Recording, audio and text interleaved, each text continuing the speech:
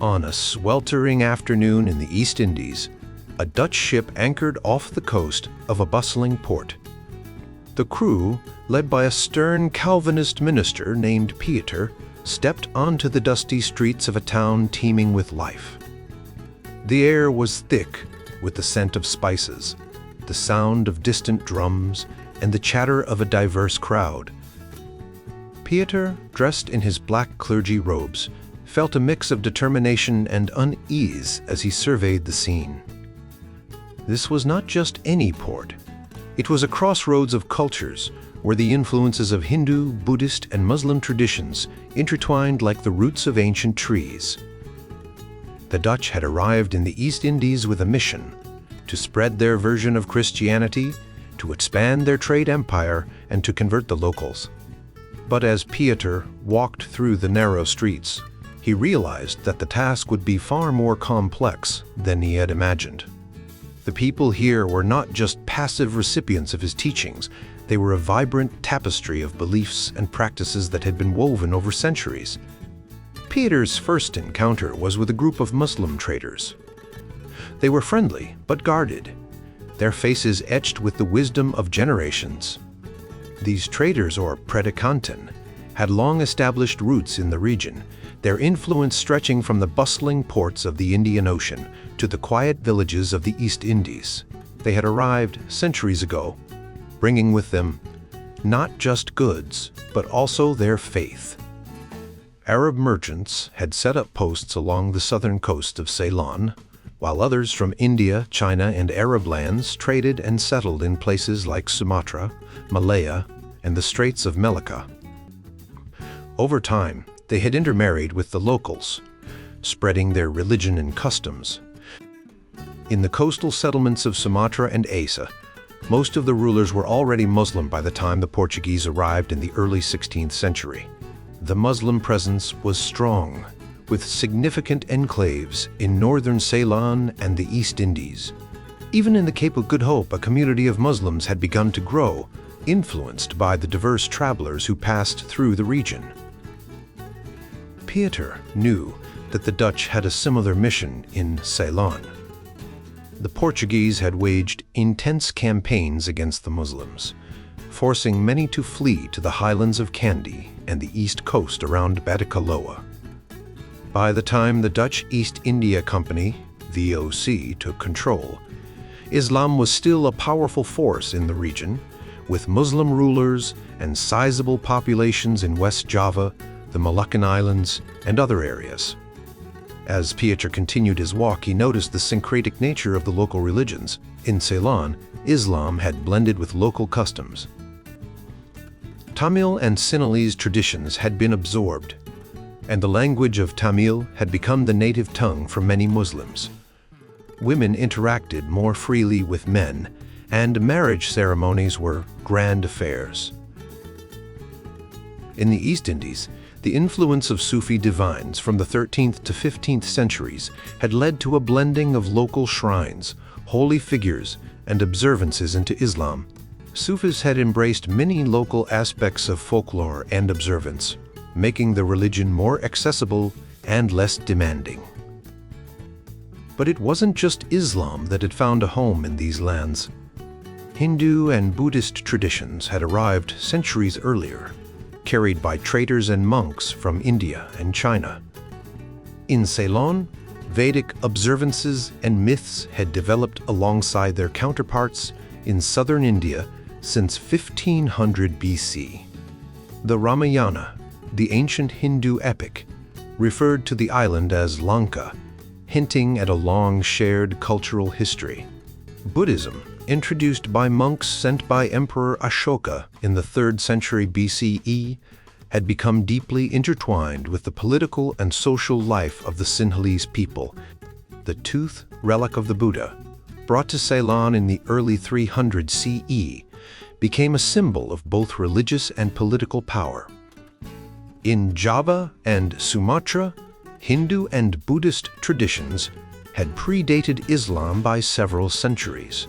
Kings in these regions had found that the social organization, epic mythology, and political theology in Hindu beliefs enhanced their claims to authority. The Mahabharata and the Ramayana became part of Javanese mythology, and wayang theater, depicting episodes from these epics, became a popular medium for spreading these stories. Buddhist and Hindu traditions developed side by side with temples devoted to both the Buddha and Shiva, and shrines within large sacred compounds dedicated to both figures. In the Dutch-controlled areas, Calvinist ministers faced a daunting task.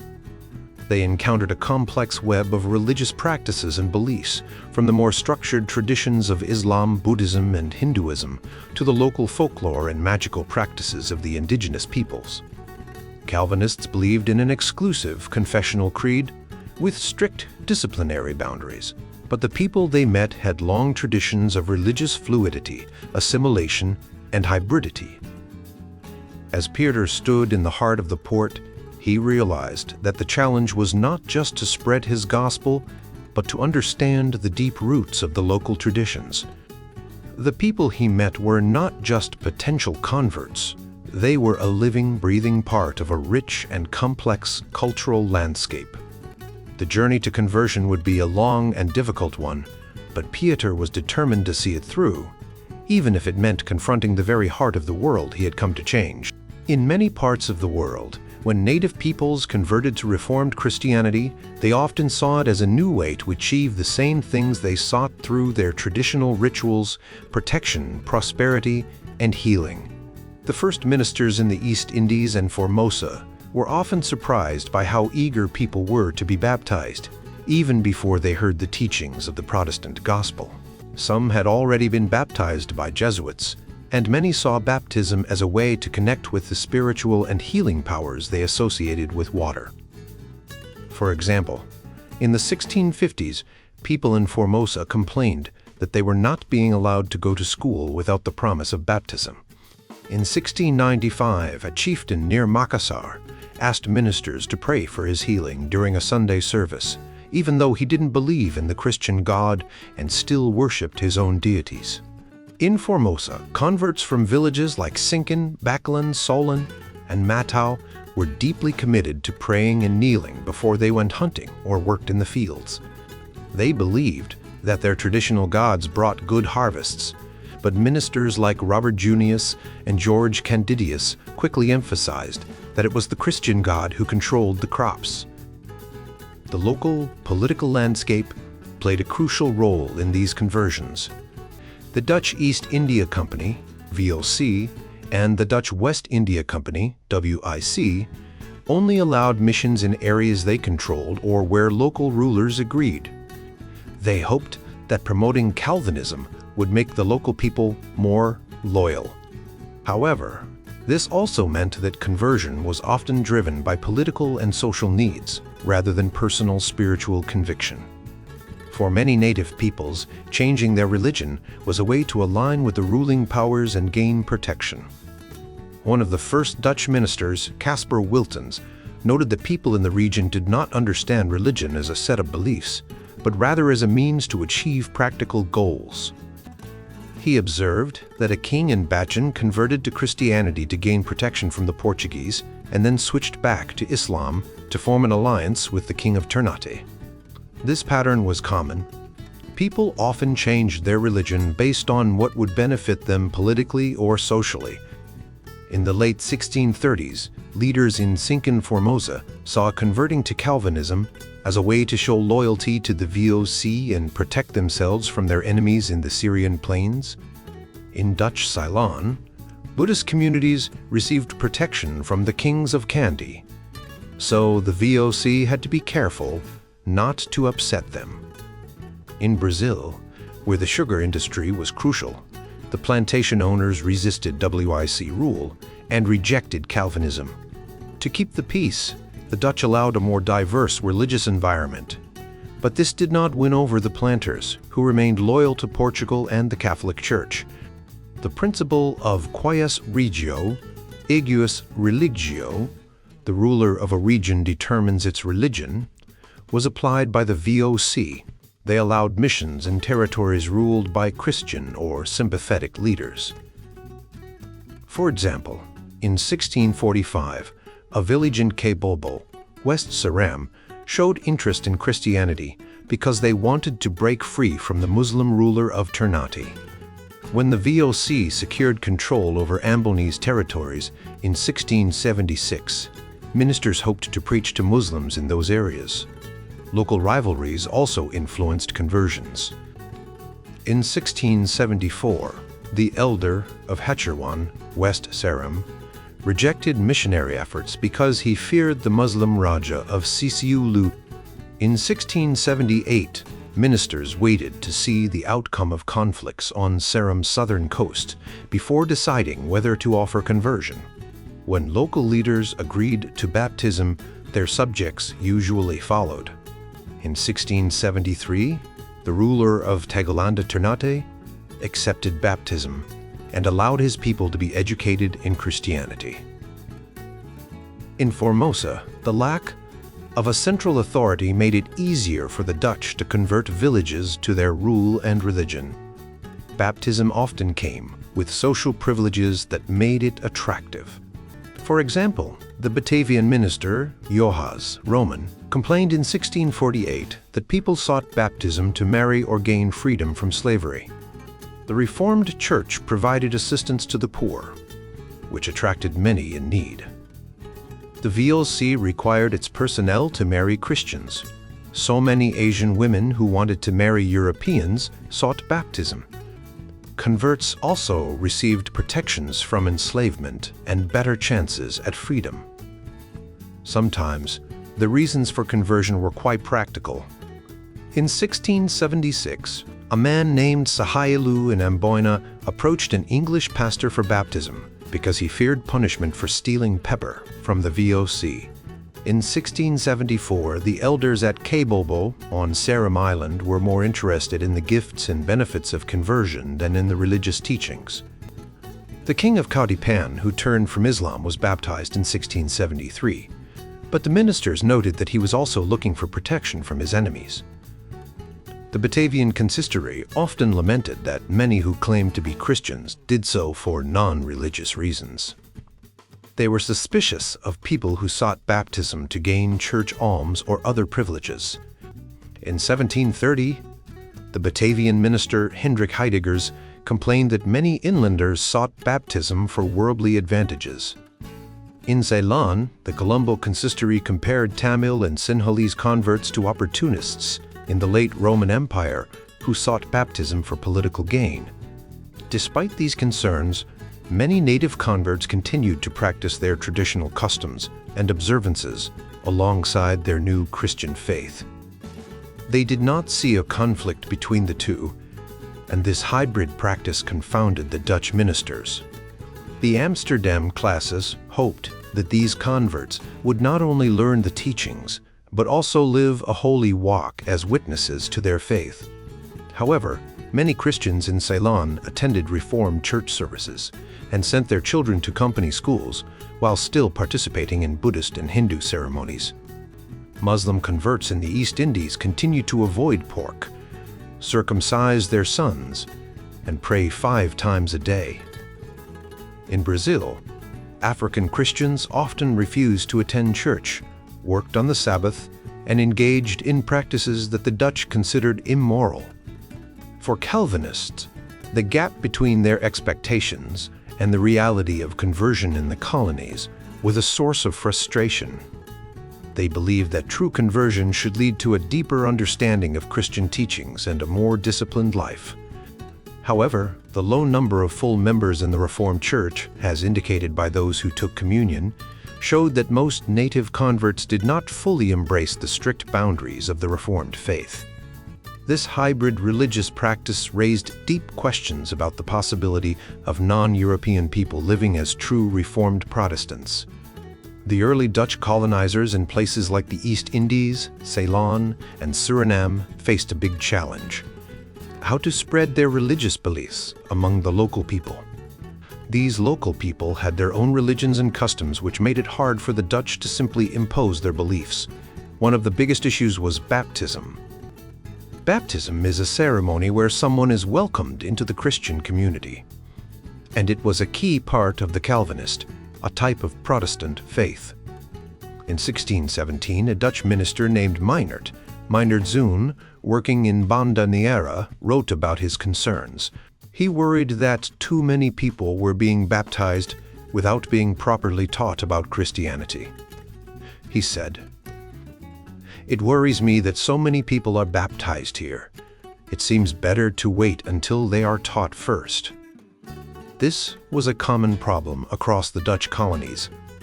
The ministers felt that people should understand the faith before being baptized, but there was pressure to baptize as many people as possible. The Catholic Church, which had been in the area before the Dutch, had a different approach. They believed that baptism could cleanse a person of their sins, so they baptized people more freely. This made it easier for the Catholics to gain converts, but it also meant that many of these converts didn't fully understand Christianity. The Calvinist ministers, on the other hand, were very strict. They wanted people to know the faith and live according to it before being baptized and allowed to take communion, a religious ceremony where people share bread and wine as a symbol of Christ's body and blood. This created a big problem. If the Calvinists baptized people too quickly, they risked having converts who didn't really understand or follow the faith. But if they waited too long, they might lose potential converts to the more lenient Catholic missionaries. This tension led to a lot of debates and disagreements among the Dutch ministers. Some ministers, like Meinert Zoon, wanted to be more careful and wait until people were well educated in the faith. Others, like Caspar Wiltens, wanted to baptize people more quickly to grow the church. The problem was even more complex when it came to people who had already been baptized by Catholic missionaries. The Calvinists didn't want to recognize these baptisms, but they also didn't want to turn these people away, so they came up with a compromise. They allowed these people to be baptized again, but they had to go through a period of education before they could take communion. This meant that there was a big difference between being baptized and being allowed to take communion. This issue wasn't just about baptism. It was about what it meant to be a true Christian. The Calvinists believed that being a Christian meant understanding the faith and living according to its teachings. But the local people often saw it differently. They might have been baptized and even taken communion, but they still held on to their old religious practices. This made the Calvinists very frustrated because they felt that these practices were a form of idolatry and went against the true Christian faith. The Dutch church authorities in the Netherlands and the colonies debated this issue for many years. They sent letters and reports back and forth, trying to figure out the best way to handle it. Some ministers argued that the church should be more flexible and accommodating, while others insisted on strict adherence to Calvinist doctrine. This debate continued for over a century in places like Ceylon, Formosa, Cape Town, Brazil, the Caribbean, and Suriname. One of the biggest challenges was language. The Dutch ministers found that the local people were not interested in learning Dutch. They preferred to use their own languages or Portuguese, which was widely spoken in the region. This made it difficult for the ministers to communicate and teach the faith. So they had to work with local linguists to translate religious materials into the local languages. This was a big task, and it took a lot of time and effort. But it was necessary if they wanted to reach the local people and convert them to Calvinism. Despite these efforts, the results were often mixed. Many converts still held onto their old beliefs and practices, which made the Calvinists feel that their mission was not as successful as they had hoped. The Dutch Calvinists had to balance their desire to spread their faith with the realities of the diverse and complex cultures they encountered. This struggle reflected the broader challenges of colonialism and the difficulties of trying to impose one culture on another. The Renaissance and Reformation were times of great change in Europe. These movements brought about a new way of thinking about language and translation. people started to see the importance of making important texts like the Bible accessible to everyone, not just the educated few. This led to a surge in translations, with the Bible being translated into many vernacular languages across Europe. In the Netherlands, this meant that the Dutch language became a key tool for spreading Protestant teachings. The Dutch Reformed Church, which played a central role in Dutch society, emphasized the importance of education. They believed that everyone should be able to read and understand the Bible. So they set up schools to teach reading and writing. This focus on education followed the Dutch wherever they went, including their colonies in Asia and Africa. When the Dutch started exploring and colonizing new lands, they brought their ideas about language with them. They tried to teach Dutch to the local people in their colonies, believing that their language was the best way to convey the complex ideas of Protestant Christianity. However, this often didn't work out as planned. The local people found Dutch too difficult to learn, and it wasn't practical for everyday use. Instead, the Dutch had to adapt and work with the existing languages. In places like Indonesia and Sri Lanka, the Dutch encountered a mix of languages, but Portuguese was often the common language used for trade and communication. This was because the Portuguese had been in the region for a long time and had established a network of trade and missionary activities. The Dutch used Portuguese to communicate with local people, but they also worked to learn and understand the local languages. In places like Formosa, modern-day Taiwan, the linguistic landscape was even more complex. There were many different ethnic groups, each with their own language. The Dutch tried to identify a mother tongue for each region and then work to standardize it. They believed that by creating a standardized version of a local language, they could more effectively spread their religious teachings. However, this was a challenging task, as the diversity of dialects made it difficult to create a single unified language. The Dutch also paid close attention to the accuracy of their translations. They wanted to make sure that the religious texts they translated were theologically correct. This meant that they often spent a lot of time and effort on translation projects, carefully checking and rechecking the texts to ensure they accurately conveyed the intended message. This attention to detail sometimes led to disagreements among the Dutch ministers as they debated the best way to translate certain passages. For example, in Formosa, two ministers named Johannes Happart and Simon van Breen refused to use materials translated by Robert Junius because they believed the translations were not precise enough. Similarly, in Colombo, it took 7 years for the church leaders to approve a Tamil translation of the New Testament because they were concerned about potential errors. These debates highlight the importance the Dutch placed on the accuracy of their translations. The ability to translate and communicate effectively also gave the Dutch a sense of cultural superiority. Being able to speak and write in multiple languages was seen as a mark of intelligence and status. However, this sometimes led to conflicts, as ministers would criticize each other's language, skills leading to bitter disputes. In the Dutch colonies, the linguistic landscape was a mix of Portuguese local languages and, to a lesser extent, Dutch. Portuguese was often the language of trade and communication, while local languages were used for everyday life. The Dutch tried to standardize these languages and create a common tongue, but the diversity of dialects made this a difficult task.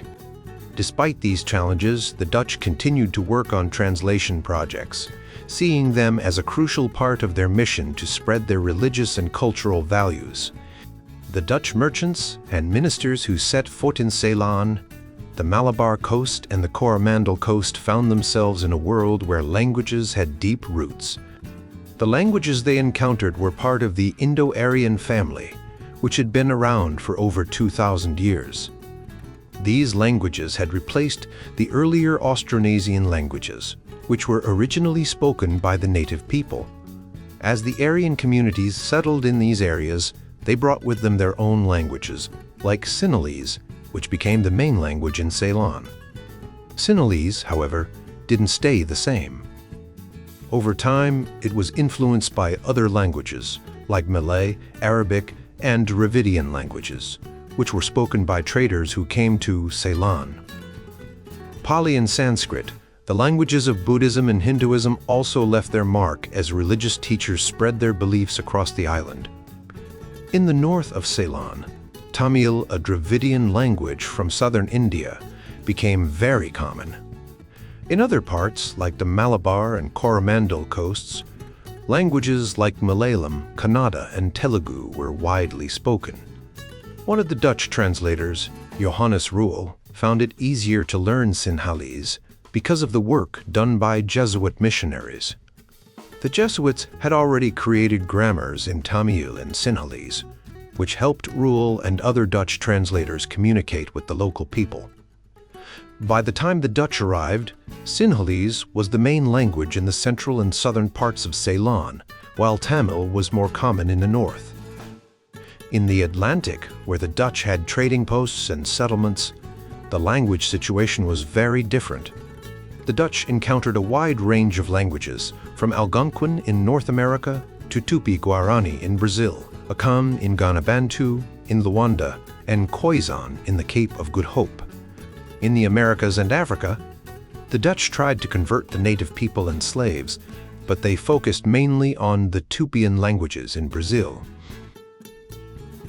The first person to describe and work with Tupian was a French Huguenot minister named Jean de Lery, who lived among the Tupi people in the 1550s. Later, Dutch ministers in Brazil used the work of Jesuit missionaries to learn Tupian and spread their message. The Dutch also had to deal with Creole languages, which were mixtures of Portuguese and Spanish as well as other local languages. These Creole languages helped the Dutch communicate with the local people and navigate the complex linguistic landscape. When it came to language policy, the Dutch had big plans. They wanted to teach Dutch to as many people as possible in their overseas territories. However, the reality was different.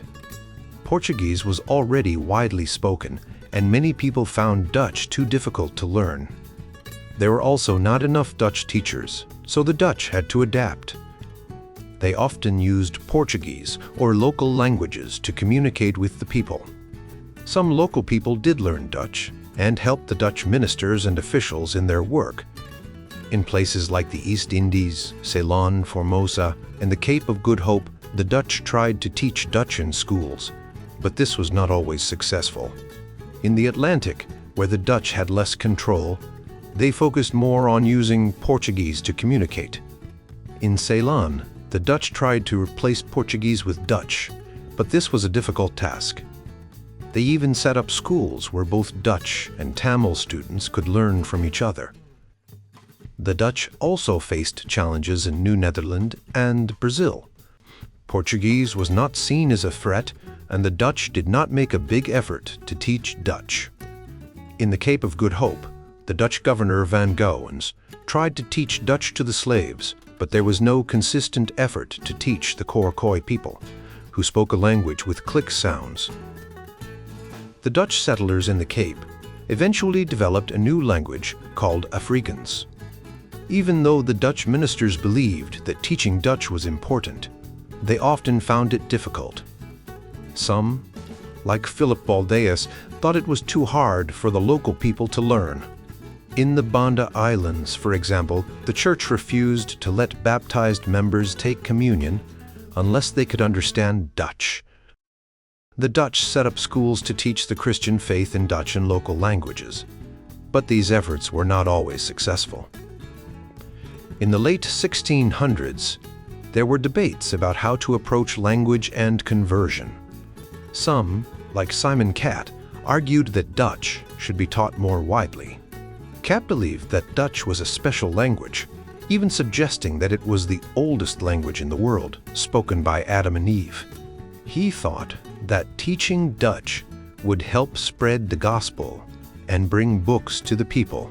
Despite these efforts, most people found Dutch too difficult to learn. Some Dutch ministers in Formosa were surprised when they were asked to teach Dutch to the local people. By the mid-1650s, the Dutch were divided on whether to use Dutch or local languages in their preaching and teaching.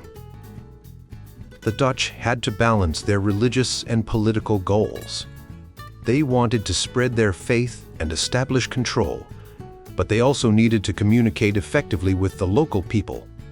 This meant using languages that the people already understood, like Portuguese, Malay, Tamil, or Sinhalese. The Dutch also recognized that translating religious texts was not just about words. It was about understanding the culture and beliefs of the people they were trying to convert.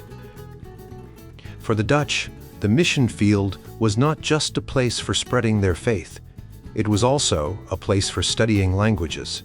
They were fascinated by the diversity of languages and the stories they told about the history of the world. This intellectual curiosity led them to create written forms of local languages, just as they had done in Europe when translating the Bible into national languages. In the end, the Dutch had to adapt their language policies to the realities of the places they inhabited. They learned that effective communication and conversion required more than just teaching Dutch. It required understanding and respecting the languages and cultures of the people they encountered. Jacob Kandervischer, a minister in Cochin, found himself struggling to communicate in the local language.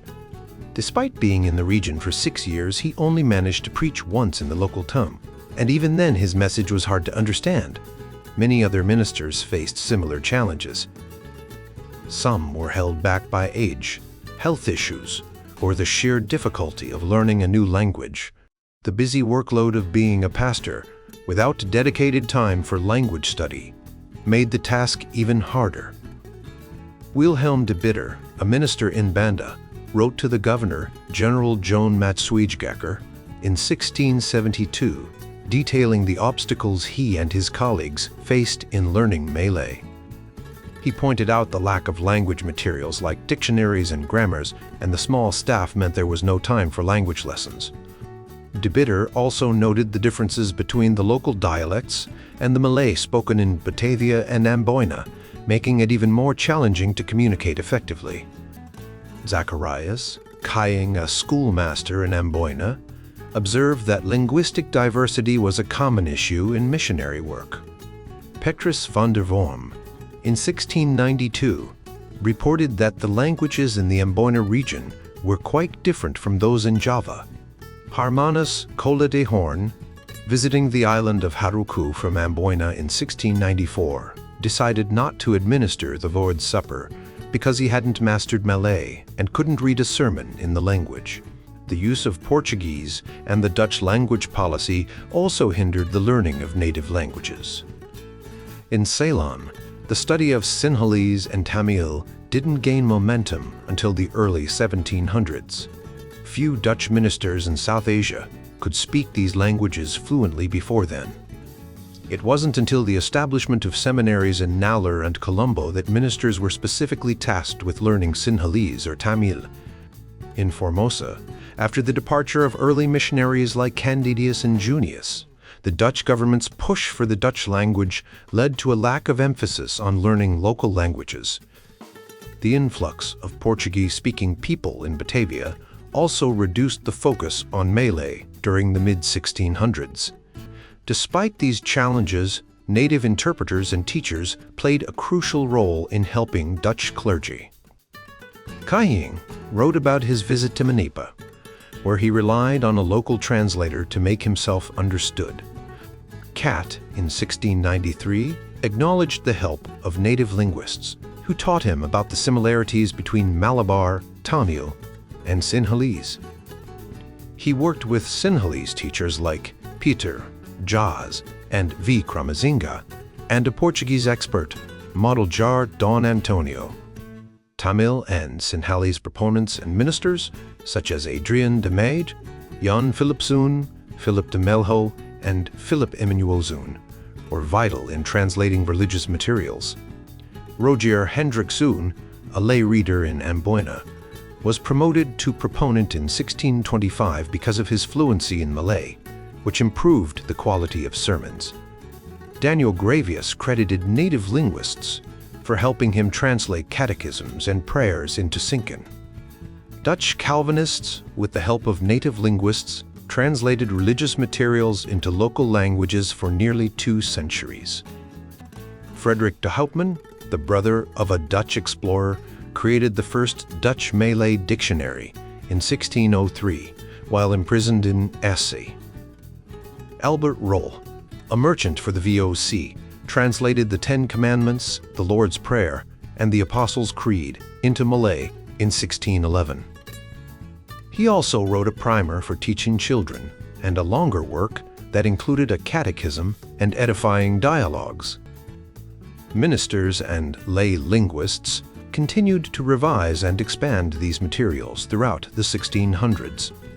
Johannes Roman, a minister in Batavia, published a new Malay grammar in 1647 and expanded on previous translations of the Catechism. Josias Spi Lardus translated the Catechism, The Way to Heaven, in 1657, which was reproduced by Francis Curran in 1683. Frederick Genier compiled a dictionary in 1677, and Isaac Thidger released another catechism in 1680. Melchior Leijder also issued a catechism with prayers and other materials in 1688. Sermons by Caspar Wiltons, Francis Caron, and Justus Hernius were translated into Malay and distributed among congregations. Translating portions of the Bible into Malay was a more significant undertaking. Rule published a Malay version of the Gospel of St. Matthew and some Psalms in 1629, and the Gospel of St. Mark in 1638. Johann van Hazel, a merchant in Melika, completed the Synoptic Gospels and 50 Psalms in 1646 and 1648. Justus Hernius revised these works, producing a Malay version of the Gospels, the Acts of the Apostles, and the full Psalms in 1652. Daniel Brouwerus in Batavia completed a Malay translation of Genesis and a New Testament in 1662. Other translations by Nicolaas Hodenpiel, Simon de Larges, and François Valentine contributed to the effort. Melchior Leijder and Petrus van der Worm completed the full Bible translation in Malay, which was published in 1733. In Formosa, Dutch ministers focused on translating materials into local languages. George Candidius and Robert Junius chose Sinken, a Syrian dialect, for their missionary work. Junius created a phonetic alphabet and syntax, translated catechisms, and wrote a grammar. Simon van Breen, working in the Faverlang area, produced a grammar and catechism, combining elements of 2 vernaculars. Jacob Verdrecht completed an authorized catechism for schools in the north.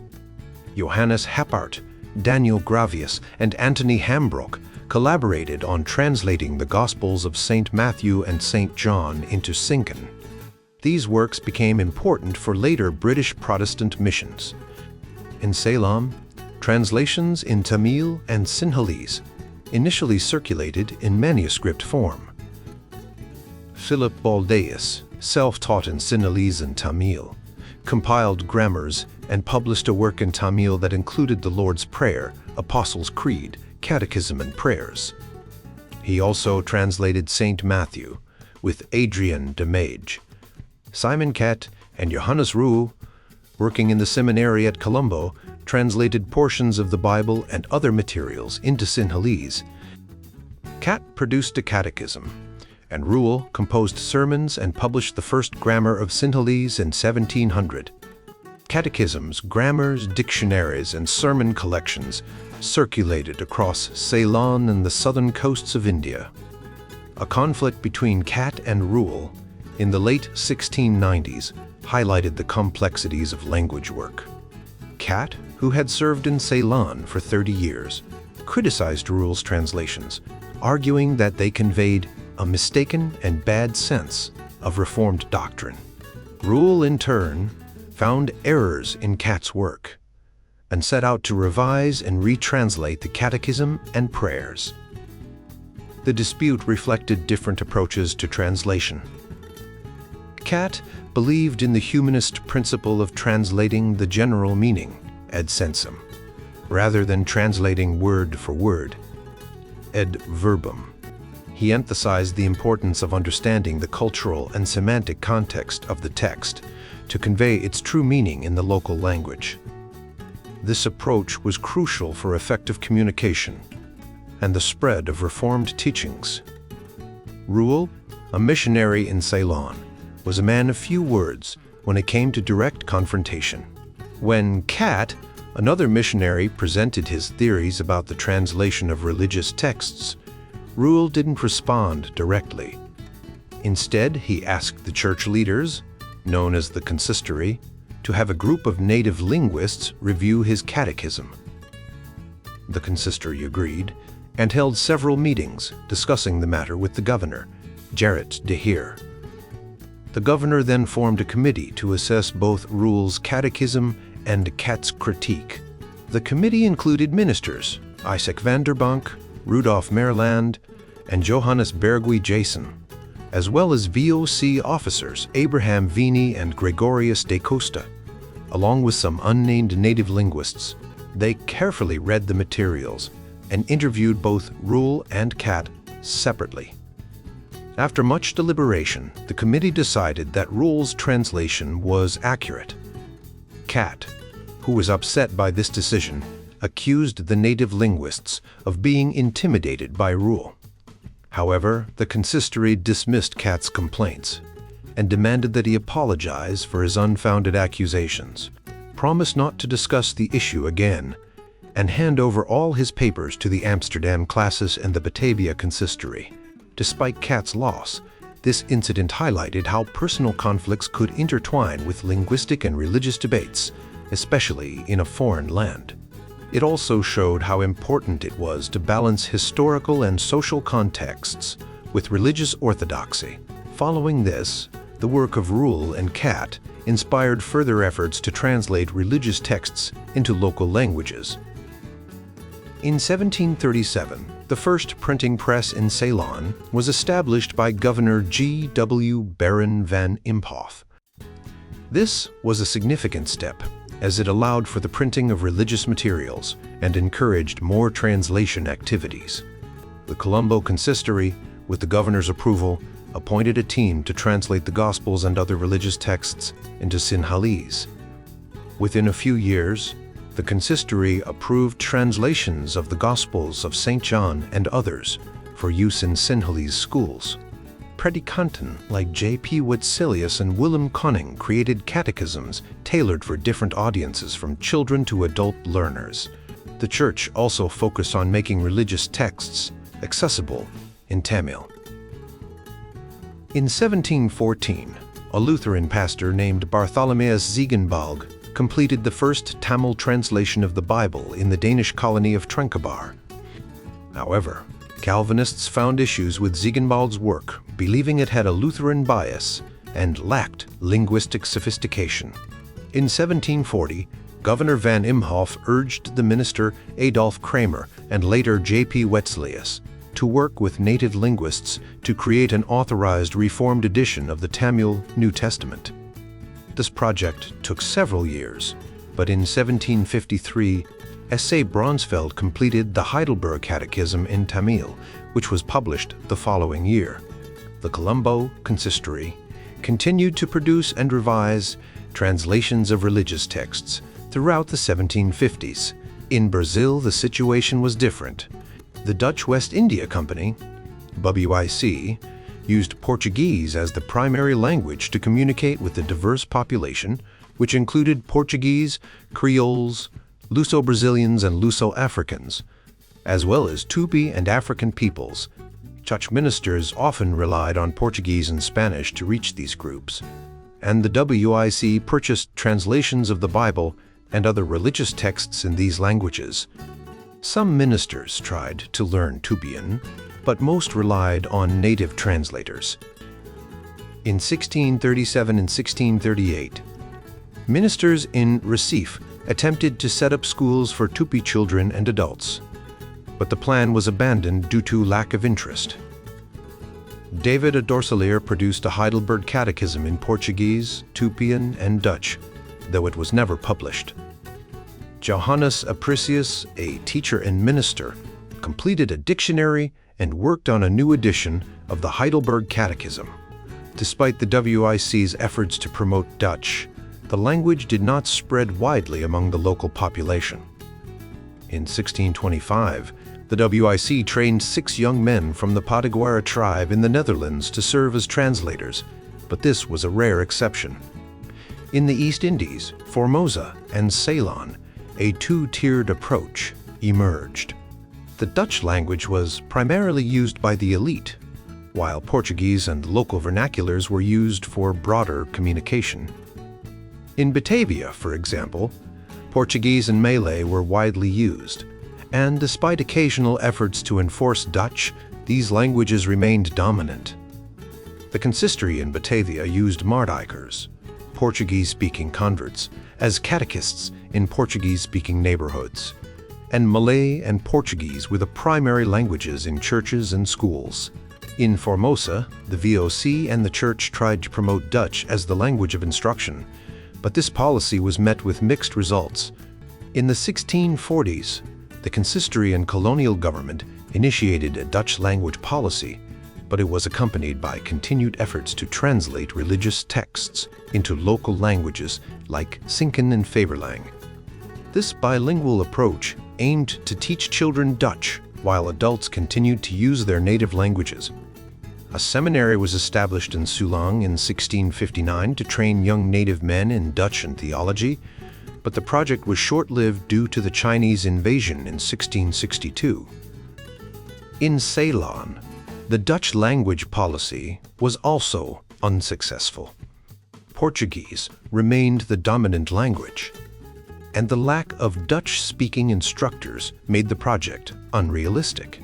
However, the seminary in Colombo, established in 1696, became a center for training local young men in Dutch, Portuguese, and Reformed theology. Over the years, many students from honored castes were trained, and some were sent to the Netherlands for further studies. The seminary's primary goal was to prepare local men to present the gospel in their native languages, offering a more indigenous image of Calvinism to the people. The seminary in Colombo played a crucial role in training native schoolmasters and religious leaders, ensuring that the Reformed faith could be taught in local languages. This approach reflected the broader strategy of the Dutch in the East Indies and Ceylon, where the use of local languages was seen as the most effective way to spread religious teachings. In the world of the Dutch East India Company, or VOC, in the 1700s, the way people spoke and wrote was a big deal. The Dutch, who were in control, wanted everyone to learn their language, but at the same time, they had to deal with all the other languages that were already being used. In places where the Dutch had power, like in parts of Southeast Asia, they set up schools and trained local people to be teachers and ministers. These local people learned Dutch and also got to know the Calvinist religion, which was important to the Dutch. The Dutch had a hard time deciding whether to stick with their own language or to use the local languages that people already knew. They wanted to spread their religion, but they also wanted to make sure that the people who learned it understood it correctly. This led to a lot of arguments, especially when it came to translating religious texts into local languages. One big argument happened in Taiwan, which the Dutch called Formosa. A minister named Robert Junius tried to make the Christian message fit with the local culture. He changed some stories, like the one about Adam and Eve, to make more sense to the local people. He described hell as a pit with snakes and centipedes, which was something the local people could easily imagine. When other ministers came after him, they didn't like what he had done. They thought he was changing the religion too much and not teaching the correct beliefs. This led to a big fight between Junius and the other ministers. They wrote letters back and forth, and even the church leaders in the Netherlands got involved. The main issue was whether it was better to change the religion to fit the local culture or to stick to the original teachings, no matter what. In the end, the other ministers won, and they started over with a new, more traditional version of the religious texts. Another big argument happened in the Malay world. The Dutch wanted to translate the Bible into Malay, but they had to decide which version of Malay to use. There was High Malay, which was more formal and used by educated people, and Low Malay, which was more common and used by everyday people. A minister named Daniel Bererius tried to translate the Bible, but he made a lot of mistakes and mixed up different versions of Malay. His translation was so bad that it was almost funny, and the Dutch decided it was unusable. This led to another minister, Melchior Leijdekker, who worked on a new translation of the Bible. He spent a lot of time on it and tried to make it accurate and understandable for the local people. His work became the standard translation that was used for a long time. These arguments show how complicated it was to spread a new religion in a place where people spoke different languages and had different cultures. The Dutch had to balance their desire to control and teach with the need to understand and connect with the local people.